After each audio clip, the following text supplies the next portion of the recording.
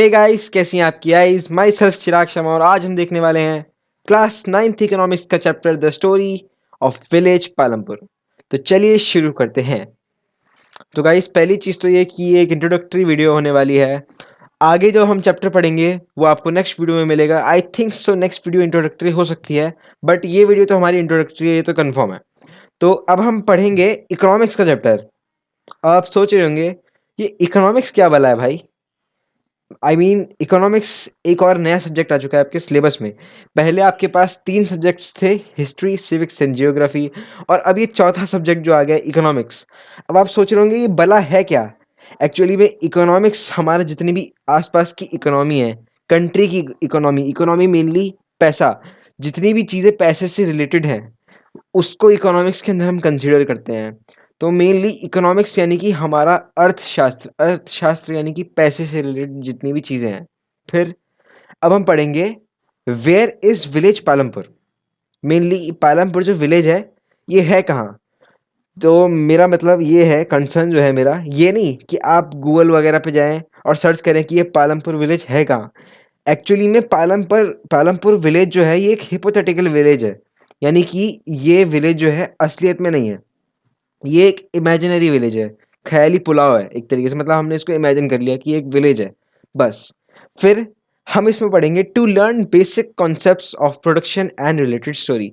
यानी कि प्रोडक्शन कितने टाइप्स से होती है और क्या उसके बेसिक कॉन्सेप्ट्स हैं वो सब, और बाकी की रिलेटेड स्टोरी। फिर let us see how various resources are combined to produce the desired goods and services in the village Palampur. यानी कि अब हम आगे देखेंगे कि कितने टाइप के रिसोर्सेज जो हैं वो कंबाइन किए जाते हैं प्रोड्यूस करने के लिए गुड्स और सर्विसेज जो हमें चाहिए। Desired goods and service, desire यानी कि जिनकी ज़रूरत है हमें, वो गुड्स एंड सर्विसेज पालमपुर के अंदर कैसे प्रोड्यूस की जाती हैं ये हम पढ़ेंगे। फिर हम नेक्स्ट स्लाइड पे आते हैं।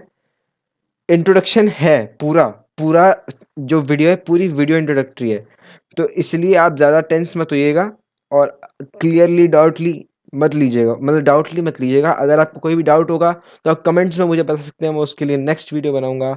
या फिर अगर उसमें भी समझ नहीं आएगा तो आप दोबारा मुझको कमेंट करेंगे तो मैं उसके लिए एक सेपरेट वीडियो बनाऊंगा। फिर पालमपुर के बारे में ही बात चल रही है पूरा, क्योंकि पालमपुर हमारा मेन विलेज है, चैप्टर का टाइटल ही है। तो पालमपुर के बारे में और जानते हैं आप। Palampur, a well-connected village with neighboring villages and towns.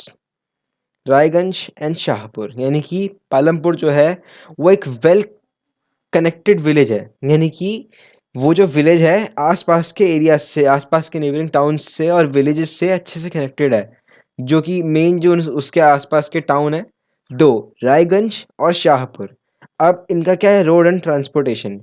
इनका मतलब कि ये जिस चीज़ से कनेक्टेड है, ऐसा तो है नहीं कि इनके पास कच्ची सड़क है, इनके पास पूरी अच्छी पक्की सड़क है जिसको हम रोड कहते हैं इंग्लिश में। और ट्रांसपोर्टेशन भी है उनके पास। ट्रांसपोर्टेशन में यानी कि बुलक कार्ट्स देखने को मिलती हैं वहाँ पे, हमें ट्रैक्टर्स देखने को मिलते हैं, अलग अलग अलग टाइप की डेयरी फार्म्स की गाड़ी देखने को मिलती है, मिल्क वैन देखने को मिलती हैं, एंड काफ़ी सारी डिफरेंट चीज़ें देखने को मिलती हैं ट्रांसपोर्ट के अंदर। फिर this village has about 450 families belonging to several different castes. 80 upper caste own the majority of the land in the village. यानी कि अब इस विलेज के अंदर अबाउट 450 फैमिलीज हैं belonging to several different caste. यानी कि 450 फैमिलीज हैं जिनकी डिफरेंट कास्ट है, जिसमें से 80 upper caste own the majority of the land. यानी कि 50% से ज़्यादा लैंड 80 अपर कास्ट जो लोग हैं वो उसको ओन करते हैं, उनकी है वो मतलब। फिर द एससीज Dalit comprise one third of the population and live in one corner of the village and in much smaller houses as compared to the houses of upper caste families. इसका मतलब कि जो एससीज होते हैं यानी कि शेड्यूल कास्ट दलित्स, अगर उनको हम कंपेयर करें एज और डिफरेंट कास्ट यानी कि जो अपर कास्ट है 80 उनसे, तो वो पूरी पॉपुलेशन में 1/3 है सिर्फ। और वो विलेज के कॉर्नर में रहते हैं, वो भी बहुत छोटे हाउस में। अगर हम कंपेयर करें अपर कास्ट के हाउसेस से, मेनली अगर अपर कास्ट का हाउस 450 मीटर स्क्वायर होगा एरिया में, एक रूम एग्जांपल के लिए, एक रूम नहीं एक्चुअली पूरा ही हाउस अगर 450 मीटर स्क्वायर में है, तो इनका जो है वो सिर्फ और सिर्फ 20 तो कम कह रहा हूँ मैं, खैर 100 या फिर 50 मान लेते हैं, मैक्स 50 मीटर स्क्वायर में होगा। फिर यहाँ पर क्या है, अवेलेबिलिटी ऑफ इलेक्ट्रिसिटी। इस विलेज के अंदर इलेक्ट्रिसिटी की अवेलेबिलिटी है, इलेक्ट्रिसिटी है मेनली, जो ट्यूबवेल्स वगैरह होते हैं वो इसी के थ्रू चलते हैं।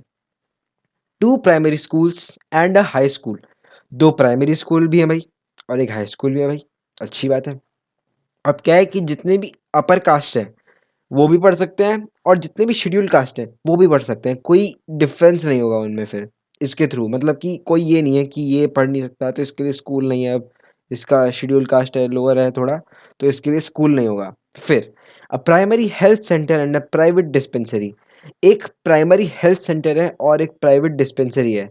तो अब आप सोच रहे होंगे कि ये प्राइमरी हेल्थ सेंटर क्या है और प्राइवेट डिस्पेंसरी क्या है। तो प्राइमरी हेल्थ सेंटर यानी कि जहाँ पर इमरजेंसी केसेस देखे जाते हैं, एंड प्राइवेट डिस्पेंसरी जहाँ पर प्राइमरी हेल्थ सेंटर्स यानी कि जो हॉस्पिटल टाइप होता है वो, वहाँ से जितने भी पेशेंट आके लाए जाते हैं वो प्राइवेट डिस्पेंसरी में रखे जाते हैं, जिनका केस थोड़ा बहुत हाई होता है, यानी कि उनका बाई चांस मरने की संभावना है, कभी भी किसी भी टाइम जा सकते हैं, या फिर कुछ सीरियस केस है। फिर what we are going to study in this chapter. Mainly हम इस चैप्टर में पढ़ने क्या वाले हैं भाई, इसका मकसद क्या है, हमें इसको पढ़ के क्या समझ में आएगा, अब हम वो पढ़ेंगे। Factors of production. प्रोडक्शन के फैक्टर्स क्या हैं। फिर फार्मिंग इन पालमपुर। पालमपुर के अंदर फार्मिंग कैसे होती है और प्रोडक्शन के फैक्टर्स क्या हैं, कितनी कितनी टाइप्स की प्रोडक्शन होती है और कैसे कैसे प्रोडक्शन होती है वो सब।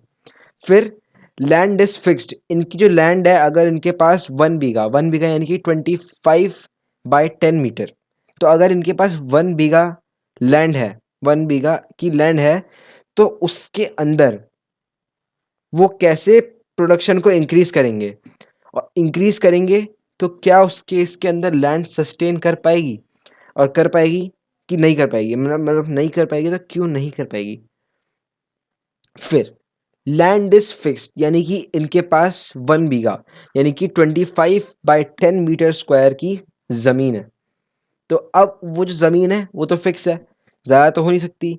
फिर how to increase population from the fixed land, यानी कि जो फिक्स्ड लैंड है उसके अंदर से प्रोडक्शन को इंक्रीज कैसे किया जाए। फिर will the land sustain in this case. इस केस के अंदर क्या लैंड सस्टेन करेगी, यानी कि क्या वो रहेगी, क्या पता सॉइल ख़त्म हो जाए, ख़राब हो जाए, उसके अंदर मैन्योर कम हो जाए तो सॉइल मर जाए पूरी, मिनरल्स वगैरह बहुत कम हो जाए, लो से भी लो चले जाएँ, तो ये सारी चीज़ें हो सकती हैं। फिर distribution of land between the farmers, यानी कि जो फार्मर्स हैं उनके बीच में लैंड डिस्ट्रीब्यूट किस तरीके से करी गई है। मेनली जो 80 अपर कास्ट फार्मर्स है उनके पास एज कंपेयर टू द जो मतलब लोअर कास्ट फार्मर्स है उनसे काफ़ी ज़्यादा लैंड है, यानी कि किसी के पास अगर 25 बीघाज है तो दूसरे के पास सिर्फ 1 बीघा या फिर सिर्फ 10 बीघा, 5 बीघा, सिर्फ इतना ही है।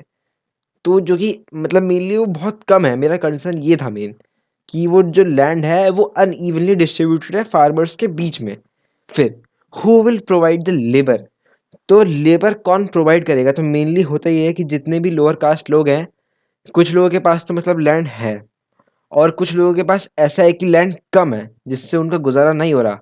तो जिन लोगों के पास कम है वो लोग लेबर का काम करते हैं, और मेनली कुछ लोग जिनके पास लैंड है ही नहीं वो भी इवन लेबर का ही काम कर सकते हैं, औरतों को उनके पास काम है नहीं, एजुकेशन नहीं है तो फिर प्राइवेट उसमें हॉस्पिटल वगैरह में भी काम नहीं कर सकते हैं, और कोई इंजीनियरिंग साइकिल वाइकल सही करना आता होगा तो वो कर सकते हैं मेन, और तो ऐसा कोई स्पेशल काम है नहीं उनके पास।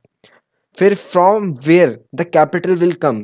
कैपिटल यानी कि उनका जो मनी है, अब जैसे कि हमें अगर सीड्स परचेज करने हैं किसी भी एक प्रोडक्ट के, यानी कि हमें पोटैटो के लिए सीड्स वो करने हैं, परचेज करने हैं, तो उनके लिए मनी कहाँ से आएगा, वो जो मनी है उसको कैपिटल बोला जाता है। Sale from the surplus. Sale of surplus from the product.